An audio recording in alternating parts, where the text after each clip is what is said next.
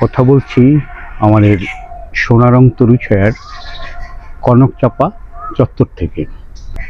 আজকে ভিডিওটি অন্য জায়গা থেকে শুরু করতে চেয়েছিলাম, কিন্তু এই ভ্রমরের ফুলের প্রতি আগ্রহ দেখে, মুগ্ধ হওয়া দেখে মনে হলো এখান থেকেই ভিডিওটি শুরু করি। এবং আজকে হচ্ছে একটি সার্থকতার দিন, একটি স্বপ্ন পূরণের দিন। 2022 সালের 18ই জুন বরেণ্য কণ্ঠশিল্পী কনকচাপা আপা আমাদের এই সোনারং তরুছায়ায় পদার্পণ করে আমাদেরকে ধন্য করেন এবং তাঁর নামের কনকচাপা চত্বর তিনি শুভ সূচনা করেন।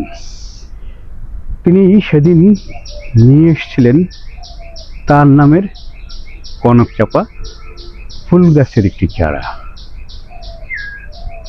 সেই চারা রোপণের পর বেশ অপেক্ষার সময় পার হয়। গত সপ্তাহে তারিখটি 6ই এপ্রিল প্রথম এই কনকচাপা গাছে কলি আসাটা আমার নজরে পড়ে এবং আমি মুগ্ধ হয়ে যাই। আমি তখনই ভাবি যে নামকরণ হয়েছে একজন কণ্ঠশিল্পী যিনি ফুলের মতো, তাঁর নামে কনকচাপা চত্বর।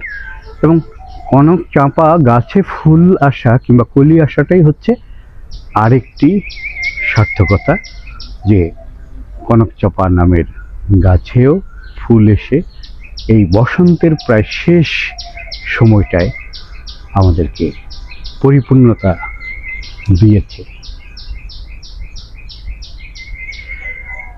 অশেষ কৃতজ্ঞতা আমাদের প্রিয় সংস্কৃতিজন, বৃক্ষপ্রেমী, কণ্ঠ শ্রমিক, যিনি নিজেকে অত্যন্ত বিনয়ের সঙ্গে দাবি করেন, তাঁর প্রতি। আর আমার এই প্রচেষ্টা, এই কনকচাপা চত্বর গড়ে তোলার সার্থকতা আজ এই কনকচাপা ফুল ফোটার মধ্য দিয়ে দ্বিতীয়বারের মতো হলো।